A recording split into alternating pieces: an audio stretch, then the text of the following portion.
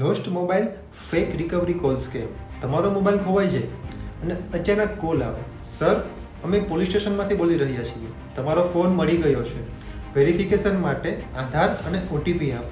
પણ મિત્રો, આ ફોન સાચો નથી, આ છે ફેક રિકવરી સ્કેમ. ફ્રોડસ્ટર્સ વિક્ટીમનો મોબાઈલ ખોવાઈ જતાં તેને કોન્ટેક્ટ કરે છે.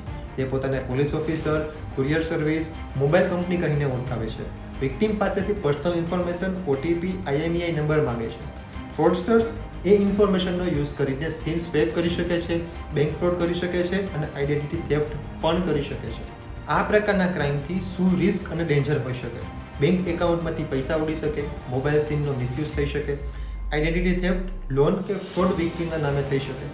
આ પ્રકારના ક્રાઇમની કઈ રીતે ઓળખવું? પોલીસ ક્યારેય ફોન કોલ પર ઓટીપી કે આધાર કાર્ડ નથી માંગતી. ઓફિશિયલ રિકવરી માટે only FIR, lost report system કામમાં આવે છે. અજાણી વ્યક્તિ કોલ કરીને તમારો ફોન મળ્યો કહે તો એલર્ટ થઈ જજો.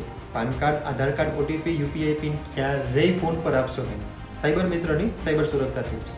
મોબાઈલ ખોવાઈ જાય તો તરત પોલીસ સ્ટેશનમાં એફઆઈઆર કરો. સાથે CEIR પોર્ટલ પર ફોન બ્લોક કરો. સોશિયલ મીડિયા પર ફોન લોસ્ટની ડિટેલ્સ પબ્લિકમાં શેર ના કરો. જો સ્કેમ કોલ આવે તો તરત જ ઇમિડિયેટલી ડિસ્કનેક્ટ કરો અને રિપોર્ટ કરો 1930.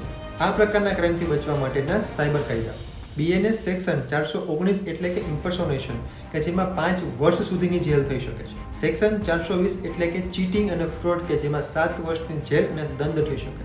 IT એક્ટની સેક્શન 66C એટલે કે આઈડેન્ટિટી થેફ્ટ, 66D એટલે કે cheating by impersonation using computer resources. મિત્રો, લોસ્ટ મોબાઈલ રિકવરીના નામે કોલ આવે એ એક પ્રકારનો સ્કેમ છે. સાચો રિકવરી માત્ર એફઆઈઆર અને CEIR સિસ્ટમ દ્વારા જ થાય છે. સાવધાન રહો, સતર્ક રહો. Stay safe, stay protected. જય હિન્દ.